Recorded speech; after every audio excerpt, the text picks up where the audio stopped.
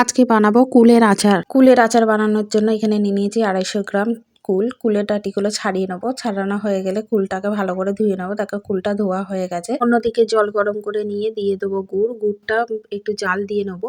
দিয়ে গুড়টাকে ছেঁকে নেবো যাতে কোনো পোকামাকড় না থাকে। এদিকে আচারটা তৈরি করার জন্য মশলাটা তৈরি করে নেবো। দিয়ে দেবো গোটা জিরে, গোটা মৌরি, গোটা ধনে, শুকনো লঙ্কা ও তেজপাতা দিয়ে মশলাটাকে ভেজে নেবো। ভেজে নিয়ে এটাকে বেটে নেবো। এইদিকে কড়াইতে তেল গরম করে নিয়ে দিয়ে দেবো 5 ফোড়ন, শুকনো লঙ্কা দিয়ে দেবো কুল, দিয়ে এটাকে 5 মিনিট ভেজে নেবো। কুলটা ভাজা হয়ে গেলে দিয়ে দেবো তেঁতুল গোলা জল, দিয়ে এটাকে আরো 2 মিনিট ভেজে নেবো। 2 মিনিট পর কুল দিয়ে জল ছেড়ে দিলে দিয়ে দেবো ওর মধ্যে গুড়, দিয়ে দেবো বিট লবণ, দিয়ে এটাকে ভালো করে মিক্স করে এটাকে হতে দেবো। হয়ে গেছে, এর মধ্যে দিয়ে দেবো ভাজা মশলা, দিয়ে মিক্স করে 1 মিনিট আরো হতে দেবো।